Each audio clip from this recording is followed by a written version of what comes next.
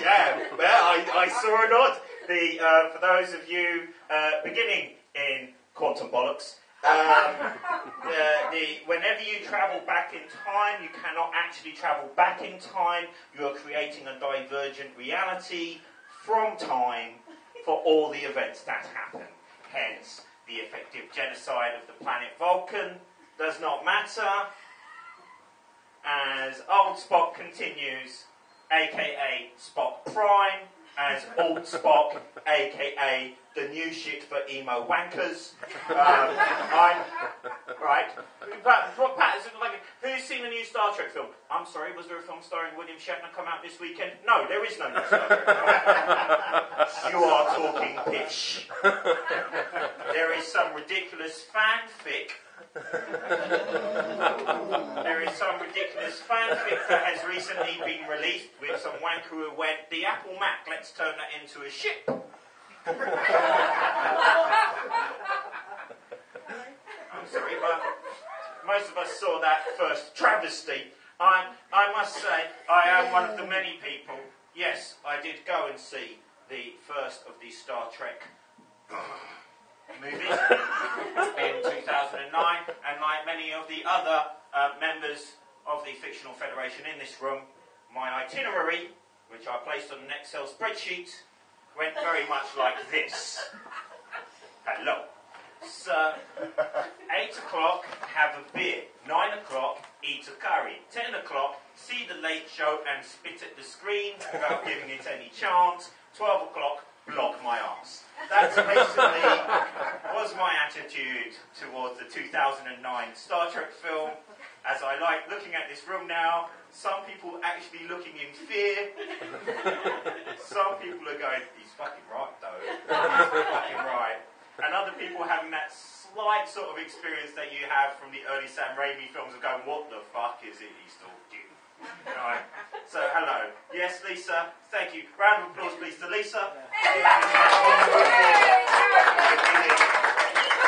To one of my shows, of which I have often been described as languid. I sold you all the good parts of my reviews. If you haven't figured it out yet, if you do not like zombies, comic books, or funny-sided dice, do not see this man, you will be bored. That's not the worst review I've ever had. The next thing I've actually been... My worst ever review was in The Guardian, and it may not surprise you that it was basically from Guardian Soulmates, where they send you on a classy restaurant for a blind date. £250 bottles of wine. I'm fucking having that. I don't like wine, but at £250, I'll fucking learn the taste. Is that champagne ice cream on a clear glass? I was just like, yeah, that's great. Reviews, you mark your date out of 10. She actually reviewed, like in terms of marks out of 10, she put 10 for the restaurant. I know. I tried doing the chivalrous thing.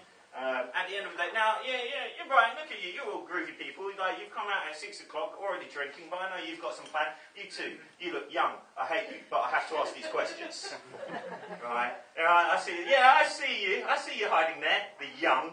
I see you, the young, and your fucking twit face, and your Kaiser monkeys, and your MP Diddy Pops. Yeah, I see you. You've got plans this evening. You've got plans to see some new grave death rock band of stuff. I'll tell you something, there are no bands since 1995. I've seen your fucking iPod. It's all our fucking music. I'm 37. No, I've got to say, right, I mean, like, I turned 37 last Sunday. Not a great age in and of itself, right? In terms of, but it's now, I'd say it's the new sort of teenage almost sort of thing, because you're not really going to be established fuck all these days. In case you haven't figured it out, you know, I try and work against the stereotypes that all comic book fans who dress like me are going to be like overweight, over 40, over 20 stone, and blatantly living in mum's basement. Right? Fuck you, that's a bat cave. Well, you've still got 3 years. Still got 3 years. I like that. That was very Logan's Run of you. That was very Logan's Run. That's very Logan's Run. Go on. Yeah, I don't just live with my mum. There's also my dad. Oh, it's on that. My brother, my sister-in-law, and 2 kids. Right? I'll tell you why I really fucking love comics, because it's anyone who lives in a family of those sorts of numbers in a small house knows, right? If I can fucking, I got a degree, I've got a master's in film, if I can find 20 minutes to actually read a Batman comic without that kid throwing poo at me, it's a fucking win. Right? Right? We got 2 pensioners and we got 2 kids. Like, my nephew's 3, the other baby's just been born a couple of weeks ago, right? Getting to the toilet is like a very bad 8-bit adventure. Right? Yeah, you have to try and line up the synchronicity. It's more like the fucking, he knows more about this, that fucking trench. You just got to try and eye the trench when the door is going to be open and the light is actually off in it, so you know it's not just been left open because someone's done a real fucking smelly nappy. And just go. Right? That's my fucking time. Obviously, it's just gone off onto a ramble there, but then again, you know, I was never one for. I mean, I've done 12 years of retail. Forgive me. You know, this is what happens to you, right? You know, you go to school, you learn the 3 R's: reading, writing, and arithmetic. Once I graduated with my masters in film, thank you very much. Right? I learned the 4 T's: teacher training, temping, and telesales. You know, the kind of jobs where they say, give it 6 weeks, they call you old timer. Give it 6 months, you could be team leader. I worked in publication distribution for a while, otherwise known as Waterstones. You know, and there's this thing these days with the recession. Be more rights, be more demanding, know your rights. That guy behind the till, he didn't smile at me. I think that lacks professionalism. That lady behind the bar, she didn't say, have a nice day. I think that lacks professionalism. But let me explain something on these spite-addled public school bedwetters in the room. Right?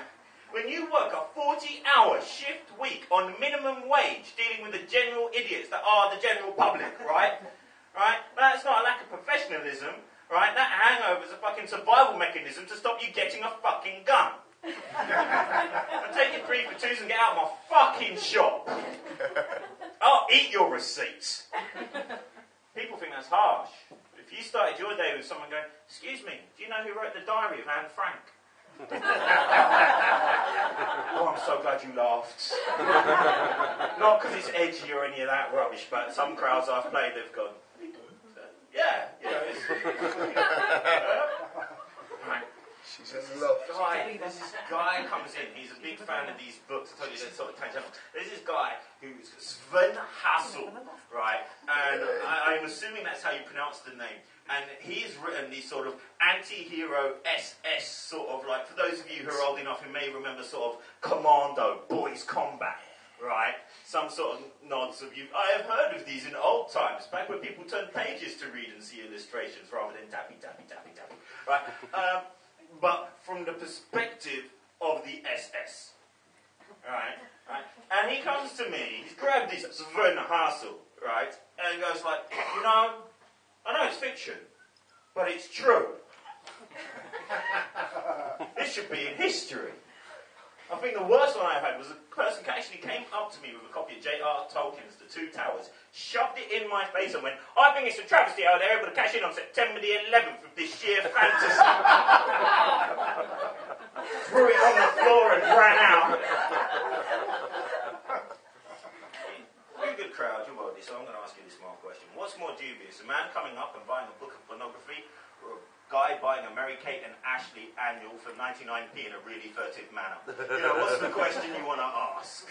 So I mentioned my family. Actually, living with my mum and stuff isn't too bad. I think sometimes living with my dad is a bit of an issue.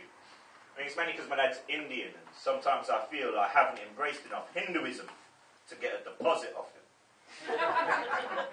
So we discussed this, and he turned to me and he said, Binno! The problem between me and you, it's not the fact you've embraced more of London culture than Asian culture. It's not the fact that you studied English when I wanted you to study economics. Problem between me and you, you do my accent so badly. You make me sound like I'm from Swansea. People do get skeptical, you know. That's Indian, you know, how does that happen? You know, well, my mum's Irish, you know. You don't see me like down in Guinness and One and quoting a Pogues wherever I go. You know? I don't have to be Irish to think Michael Flatley's a wanker. Fans in the crowd, I can see. It's just Look at my card. I have no willy. I mean, age is the thing. I mentioned music before. I am sort of surprised by, but then again, I realise how only the show is the young. And I'm sorry, I have to refer to you as the young, right? People like you are responsible for Twilight. Okay? In my day... Oh, don't be! It wasn't my job! They told me to do it! I wanted to sit in and watch Lost Boys! I wanted to watch Lost Boys! Name your vampire flick. Have you all got your tickets to see Byzantium by Neil Jordan? No, that was too... Maybe Abel Ferrera's The Addiction? Black and white? Yeah, see, it's like that. Some people go, yeah. No, Twilight. I wouldn't touch the stuff. I tell a lie. I saw one on like fucking Film 4 Plus 2 BBC 3, like one of those ones. Ones where you're just having tea and just going, what can I watch while having toast and scratching myself? Showing more than I should. Isn't it? Well, basically the whole art of being a vampire is just giving your girlfriend piggyback rides through trees. Was that it? It was just an hour and a half of piggyback rides through trees while being worried about some bloke who's a bit big and then in the second film turns into a wolf. That was it. That's the essence of Twilight to me. You know, I didn't really sort of fight for that. No, you're right. It is unfair to pin that on you. I pinned the lack of music on you. See, I actually had material earlier about that because I should be now. I believe that at 37, there should be music coming out from you, the young, that offends me. Right? I should be looking at gig lists. Yeah. Is it really been that bad? He's out. Look what you've done. Oh, give him a round of applause for making it stand. Yeah. Right. Well, let's face it, the Lost Boys trilogy was shit as well. But one good film, they dig up the other two for the rest of them. They dig up for these vampires. That's so clever. Right. New music, right, should be, right, because whenever I look at festival gigs, whenever I look at lineups, yeah, it's all like my old bands, right? When I was like 18, 19, I'd be listening to bands like Therapy, Skunk Anansie, Soundgarden, you know. Well, I want to go and say, when I was like 18, I wanted to be the lead singer of Therapy, and in a way, I kind of am. Fat, hairy, and playing to audiences of about this size. Right?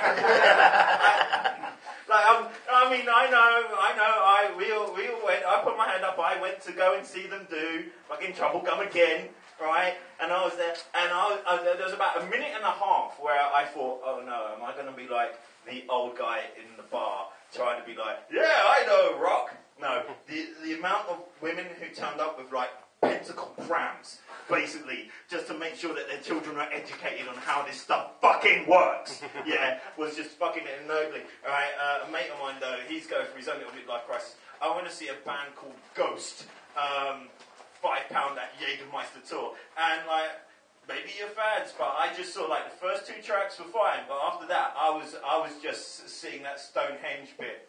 I almost said bad news. My brain has completely you know, I've turned into the fucking anvil of rock here. Spinal Tap. Right? But like, because the thing is, kids don't have music. It's all remixes, redubs, reboots, reimaginations. And the thing is, you've got to support live things. You've got to make sure that things grow. No, kids don't go and see bands is the big problem. Kids just torrent our music is the problem. Alright, so no one gets any money at all. What should be happening right now is that somewhere in Brighton, of all places, for fuck's sake, there should be another gig about £6, and it's like a 12-year-old with a sort of Jonah Hex facial burn on this side, right? Sort of Ebola eating him while he's on stage with like a metal spike here, right? Playing this fucking thing that's built only out of barbed wire, rage and fire, right? And he should be fucking body pierced to this thing, going, hi, my name's Gunnar, and I bring you skunk custard! Right? That's, and I'd sit there and go, what the fuck is that? Because that is your role as the young. But no, what do? You listen to fucking Elmo music. Daddy wouldn't buy me a car, so I got into self-harm. Fuck you got a trust fund. Where's fucking skunk custard? I tried, I did. I mean, you know, So my show's not that commercial. We already figured that. But I tried doing stuff. I did. I had a job of my many jobs. Most of my 20s, I think, were pretty much. I have like a selection of name tags, like Hannibal Lecter has victims, right, at home. That was one of my most notable ones. Was on a cruise ship. Right, most of you go, yeah, that sounds about right. You've already seen what there's going on in this show. I can't do cruise ships. I was halfway through hosting catchphrase and going, this job lacks any dignity whatsoever. Just dropped the mic and walked off. There's not really far you can go on a barge. I just spent another week and a half literally locked in the cabin. It was just a terrible time to be there. But no, music just does need some. I did try for reality television. I did try for Britain's Got Fuckwits. Right. And I did get the call to go in. And the thing is, right, I know that I was never going to get any sort of vocal range sort of thing out because I was ostensibly going to go as a comedian.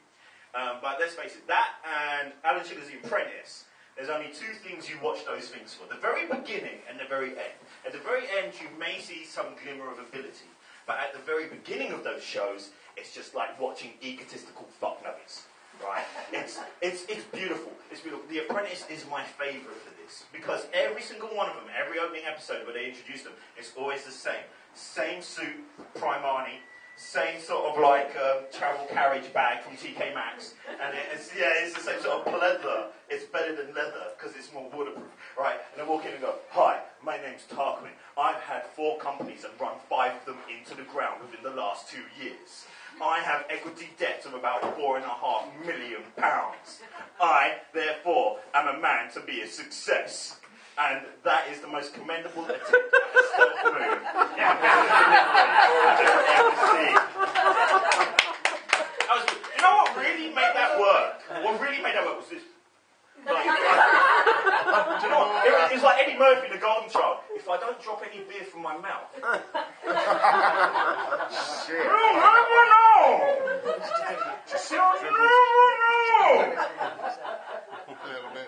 how are you? No, it's always the same, right? And these people can never run anything. And what I like, I think we all get that sort of thing. You know when someone is just an idiot and they fuck up? Most of the time, I am the idiot who fucks up and I'll go, you know what, I was wrong about that. Sorry, right? But there's something really schadenfreude about watching people who are too egotistical to apologise try and rationale shit all the way around, and like the first episodes of those Apprentices, it's always the same sort of thing. It's always the same sort of my favourite one was all they had to do was set up like little coffee stalls in Edinburgh during the Edinburgh Festival. Now you're a beach town, you know that there's all sorts of like concessions and stuff. Entertainment is what you do as a town, right? I don't think anyone here has seen anywhere in Brighton where someone thought it would be a good idea to serve a coffee with bacon in it. There are admittedly times at 4 in the morning where I thought that would be a good thing to have. Breakfast and a drink all in one, right? But then they go like, well, no one actually said, I know it was my mistake, but no one told me it was a mistake, so I don't know how that mistake could be happening, and because I don't know how that mistake happened, like for example, when I was selling the swimwear, I thought people wanted dry bottoms, so I put a snorkel where their arse would be. I don't see how that was going to be a problem within the swimming pool, so maybe that's why, Sir Alan, I am not a problem of today, right? And the same thing, like, I'd already practiced my sort of rant off kilter thing, because all that Britain's Got Talent is for, it's all about the tantrum. It's all about the tantrum. It's all about the person going, okay, and I'm going to do this. No, fuck it, right? You're going to stare anyway, so you might as well stare while I have fun. What I'm going to do is basically, this will probably teach the younger thing. Obviously, these are my songs. What I was going to do is, you get all these fusions, all these remixes, and people take, Kai's Monkey songs and stuff. What I did is I took the lyrics, the spirituality, and the femininity, and the sensitivity of Tori Amos, and I put on a bad wig, and a robe, and I decided to sing them in the ways of the masculine righteousness of Henry Rollins. He's great. So, someone's just go, he'll never do it. He just won't pull this one off. Okay, so guys, you three Miss, if you think... Guys, you just shout no, whatever. You guys are like the voice, right? And you just scream whenever, like, what I'm about to do, like, it's just like, fucking had enough of that. Okay? Alright? Yeah? Okay. Right, I'm so fun. The Pringle lady, she knows my weakness. Okay. It's like my mum said, never trust estrogen. Okay, so, ladies and gentlemen, and if I died today, I'd be that little phantom! And I'd go kicking out the cookies in the yard! Don't you believe me! I'm gonna get any time now. I know my innocence! Emma was a cornflake girl! I've got to wrap the cord around my arm because that was really fucking silly. Living in a cornflake world any time now. Okay.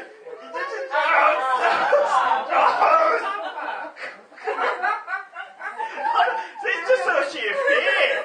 It's just a sheer fear. Just keep going. Just keep going. Because I'm a liar. See, now more people have just walked out the house. I'm going to give them a round of applause. They can stand you. Which one I go? No! You don't know nothing, Tom McCullough. You don't know nothing. I am a princess. That was pretty much my plan. Fortunately, what happened is I forgot to take the address with me when I came out of Piccadilly Circus. And I basically spent about the next 15 minutes running around Piccadilly Circus trying to find anyone who looked amazingly stunning or like a complete mad person. And going, hi, have you got talent? Thinking they know where the address was. This is already Hindu comedy. Am I dying? Does it matter? Next week I'll be back to the chipmunk. I mentioned jobs before. Probably not come as any surprise to you. I did work in a comic shop for a while. And it has been like a big thing these days. You can ask, yeah, is that a surprise to you? Right, so this isn't an outfit. Technically speaking, this is a uniform. And it has become like a big thing these days. I mean, Batman, The Dark Knight really did a big deal for him, Yeah, I was called Robin after Batman's sidekick, Yeah, my Uncle Pappy used to call me his boy Wonder. He's in jail now.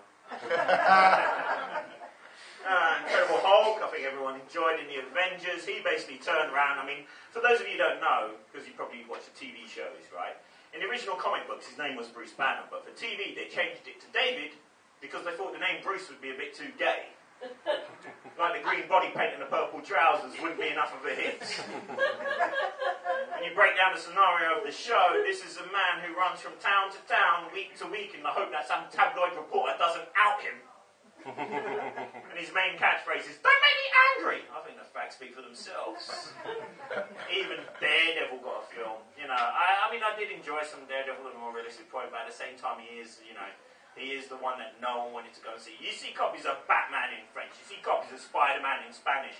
Never saw a copy of Daredevil in Braille. I should have, yeah. See, that shows how many people know what, I think it was pretty much ruined by the mighty bum cleft that is Ben Affleck, frankly. I'm an award-winning writer. Now you're Kevin Smith's bitch. Now get back in the van. Superman's coming up soon. I mean, for me, growing up, I did consider my ethnicity a bit of a secret identity. Here I stand, Celtic Asian man, ever alert to the call for curry. You find me and me or my sidekick, Biryani Boy, will be with you within half an hour. If not, you get free royalties. Now, it's not easy being a Celtic Asian superhero. The amount of times I had to get Biryani Boy out of death trap set by my arch nemesis, immigration officer. Different. Are you actually giving birth? Are you? I don't know what to make of you. You are just some. I'm sorry. This is why I don't talk to manga. Because this is.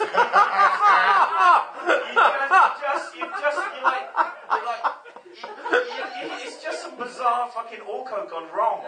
It's just some. I'm going to be clear, and it's just the noises of life and the laughter that they bring.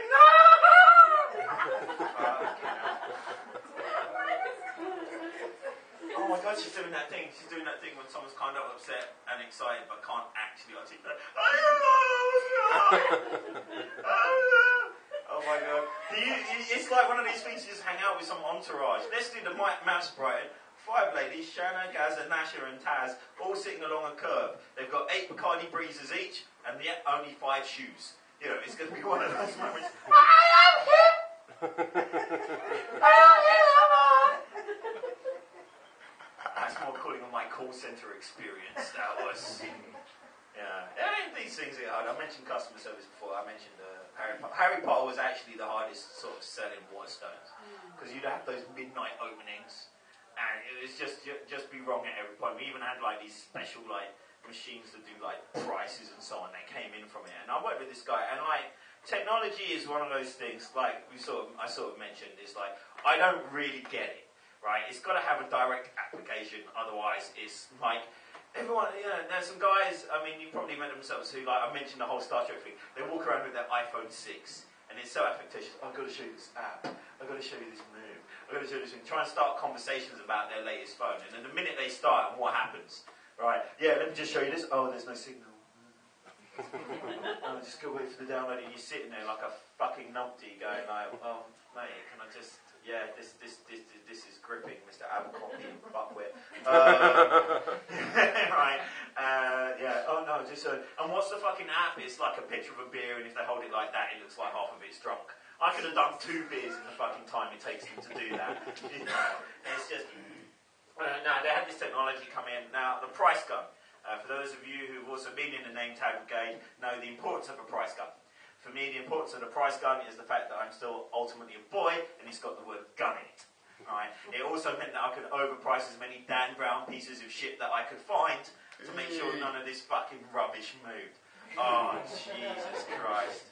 Right, nice, but it just still... I got to about page 12, right? People talk about, oh, how can you understand comic book? So, like, Earth 2 Batman, how does that work? Right, that's really complicated. Well, because if you're reading books like, I'm a symbologist, that's science, you know. I'm thinking, you know when you start judging a piece of work by its font? Some of you just go, what's a font? Right, and there's this guy I worked with, right, and we used to just call him Dense Ben. And it wasn't a bad guy, he's just the kind of guy, like, if you came into work and you were, like, tired, you're obviously, like, a bit rattled by something. He's the guy who, and then, like, normally you have a confidant at work, someone who you don't necessarily, because you don't take that shit home. You don't take it to pour your other halves with, you know, you keep that within your workmates, is normally for the best, right? And, like, they come up to you, are you okay? Is everything okay? Well, you know, is everything okay with family? That goat you've been seeing, whatever, you know. And I turn around to them and I say something like, oh, dude, on the way in, I saw someone get hit by a bus, right? Ben's the bloke who would chip in. Yeah? What number was it? Oh, bless you, you think that's a valid question. You know, and he loved this fucking price gun thing, because what it was is there was this price gun, and what it had a scanner on it. So it scanned the barcode on the book, and the price tag would automatically come out. So you scan the barcode, give you a price. And there's no way that I can alter anything or change anything the way that I used to love doing. And he goes, look, Rob, you scan the barcode, it gives you the price. You scan the barcode, it gives you the price, Rob. Rob, do you think that one day technology will be more intelligent than us? And I was like, us? No. But you, on the other hand, your mother was an abacus and your brother was a gully dwarf. You get the fuck out of here. So, that little beat that went on at that time, can we please have a round of applause for what you've seen in the Erstat Scatological show that is Rob, Deb and Pat Casey? Hey. Thank you very much, actually. You've made this first night just fucking... I knew there'd be all sorts of crazy. And I always try and get a beat on people, and at the same time, I know where I went wrong. I tried to blame you for Twilight. That's it. That's what the crowd just said. Now as well. Fucking vampires. We're all zombies round here. Zombies? Right, let's fucking deal with the zombie situation. Hey. Okay. Many people in this room may have felt that they've created the idea of like where your crematoriums are, where patient zero may occur, what is the greatest piece of land, whether or not a pier would be the best thing to get to a nautical vehicle in order to escape an uprising of zombies, aka the unsentient dead, USDs, in any situation, right? Okay. Yeah, I believe that's happened. Okay. I'm Told up. going to tell you exactly what the rules are. You've wasted your time. Zombies don't exist. Giant robots would enslave us way before then, right? Because technology will assume intelligence at some point. Thank you, Lisa. You've got a lot to learn. You've got a lot to learn. Right? Thanks, Lisa. Yeah.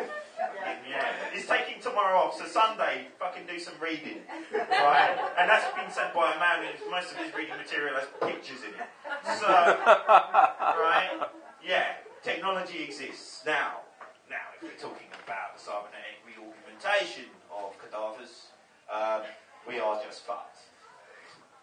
I hope that's dealt with all of your zombie survival postulations. You keen, enthusiastic, yet ultimately futile and wayward beings.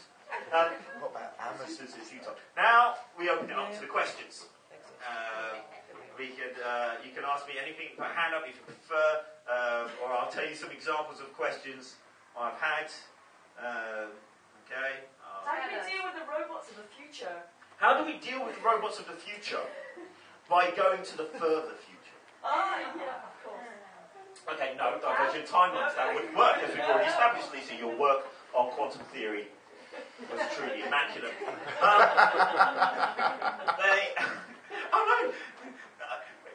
You two, did you know what this was? You two have just become like the Brad and Janet of this show, as far as I'm concerned. You've just been like, oh, this is very pleasant.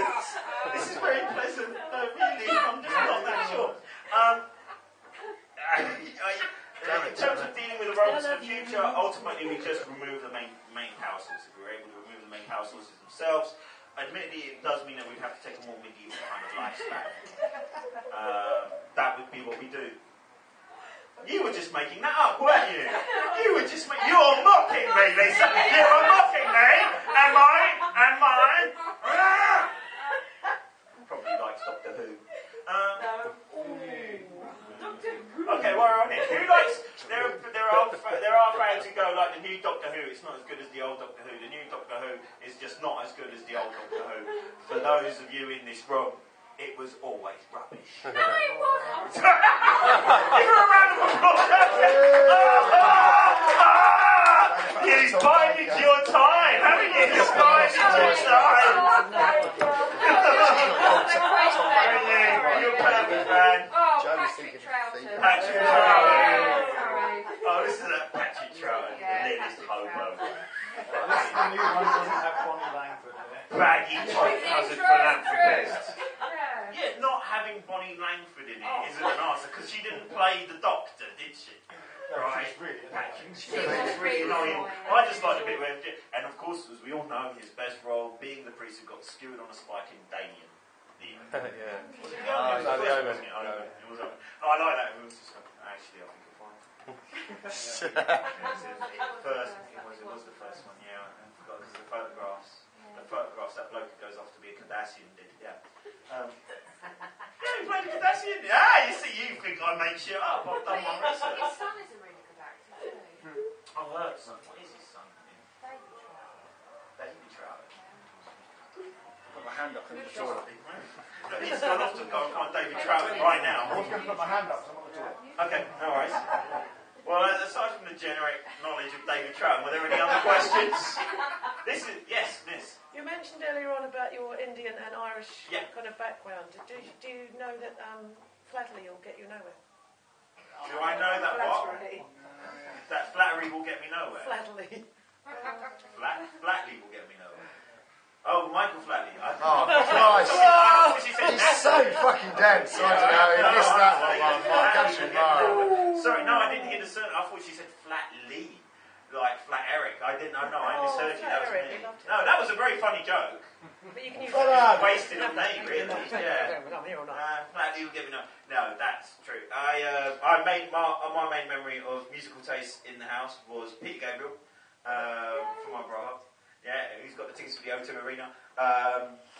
Some old Bangor tracks from my dad, and basically Daniel O'Donnell, not Flatley, Brendan Shine, and these other things of people who were probably big in the old country in the 70s, and now tend to play Bournemouth in the chalet. Yeah. I mean, you know, it's my mum's trip. That's what I buy her every summer. She likes going to see them, so I just send her off to see Brendan Shine for a week. They've not been caught by U-Tree yet. I don't think that's appropriate.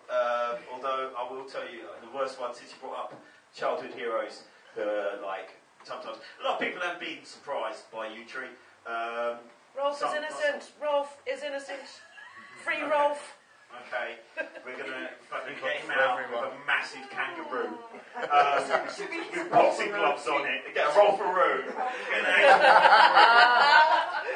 Okay, well, I think I've got time. I'll tell you this. This is the first time I lost my idea of childhood heroes. I met a guy, you know, it was about 10, 15 years ago. Like, it's taken me decades to be this mediocre. And I met this guy who ran a gig. It was called Eyes Night, and he told stories and so on, but he was the main runner of it. And like, he, just in passing, went to me, you know, he used to go out with Bungle. Right? Yes.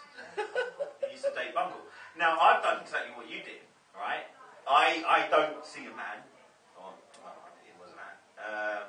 I just see a Bungle, right? With whatever he says. Because he says, I used to date Bungle. You know, and I blame what I'm about to describe as all on him, right? Because the night you go, I dated blah, blah, blah, who played Bungle.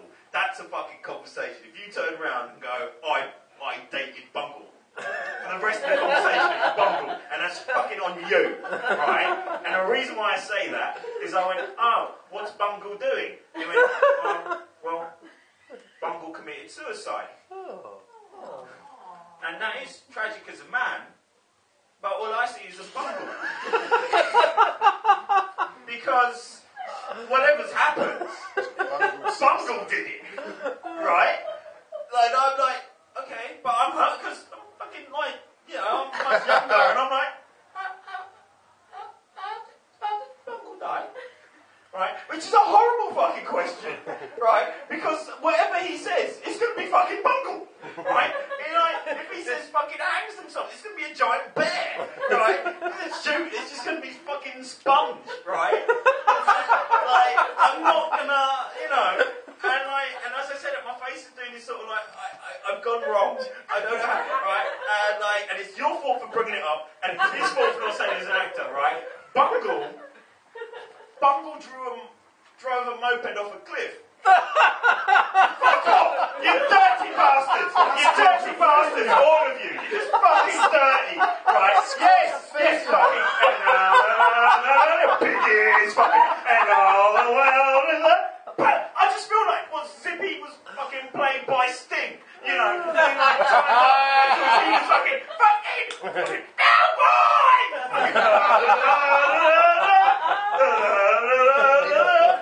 So there's this fucking bear in a moped. And you made me remember that. It's alright. You brought those memories back, you fucking U-Tree. It was a bungled suicide. Oh! And it was a Vespa.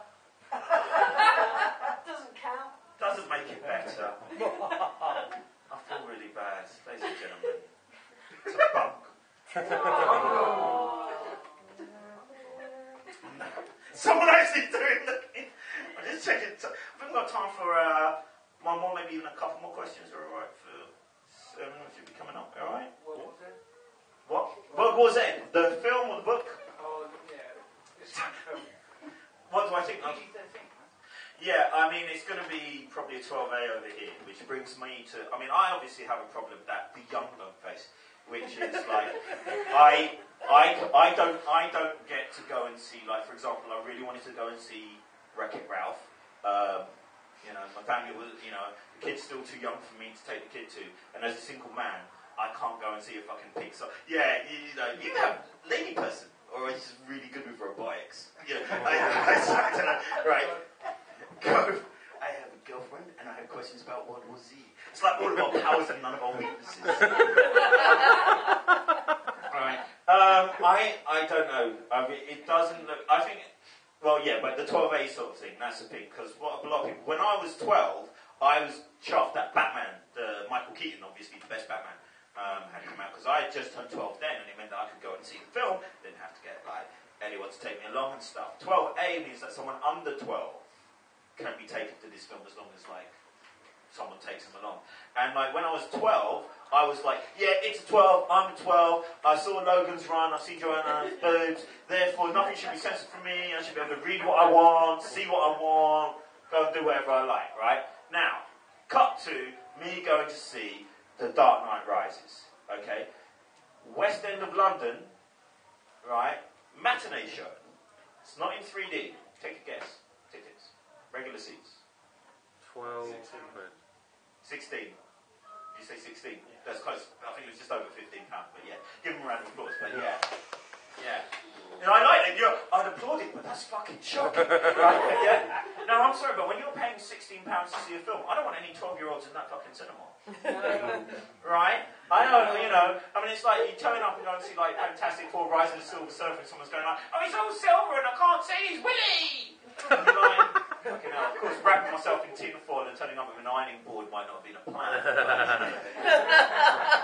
Just want to show my support for Zenla! I think, you know what, I think it'll be entertaining enough. I think it's too diverging. The book's great. I've heard good things about the audio version of it. That's worth hearing because that's the kind of documentary thing. I'd have kind of rather seen it as like a HBO miniseries. Okay, lower budgets where it's just each episode being one of those case studies. That would have worked better than some film, and which looks all a bit like... Because they've got that whole CGI thing of everything's just mass, whether it's mass trolls, mass zombies, or whatever that's going, yeah, and it never looks good. Never looks good. What was the question? I mean, you just go, I can eat a Pringle without him noticing. Look at me, turning up, being all cute with Pringles. Yeah, they'll throw him off his game. I had more gags, but I wasn't expecting ladies to be present, frankly. You know, what can I say? I'm old school. No, I think it'll be entertaining enough, but I don't think it's not on my must go and fucking see thing.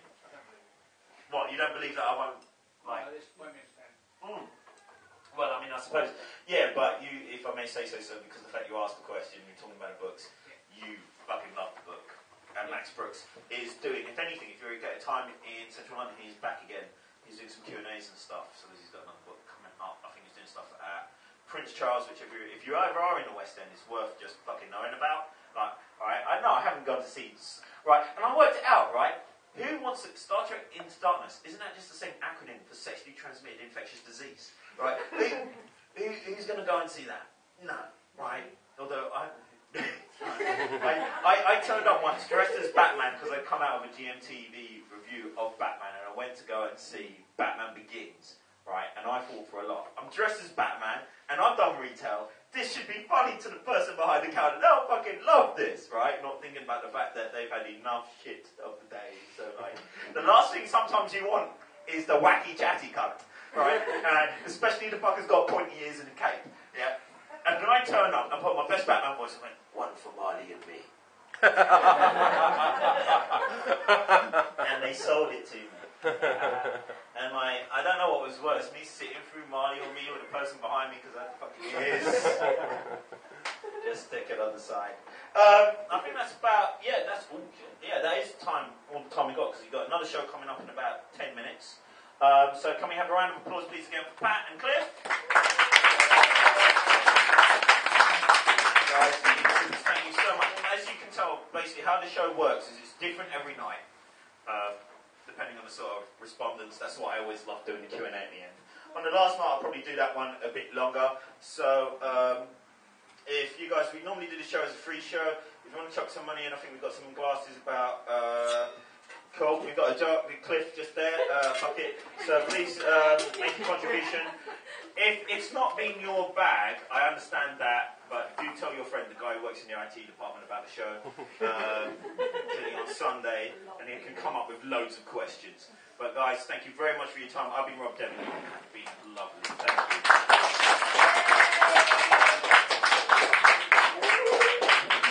Thank you. Okay, we've got more free comedy coming up all evening. We've got Smina Zara, Homicide of Pacifist in 10 or 12 minutes. And then at 8:30, Matt Rudge, Rudge Against the Machine.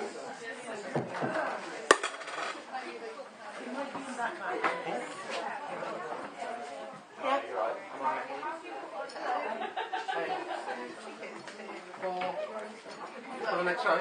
Well, what I want is some flyers for my show, which is on at 9. Oh, right. And I understand there's a box in the back room with our flyers in. These flyers, yeah? Yeah, that's ours, yeah.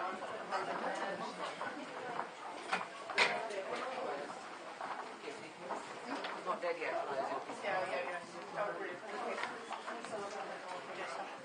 Is this the maximum number of... We can fit another 20 in around there. Oh, right. Oh, sorry. I'm just looking to see what we're doing.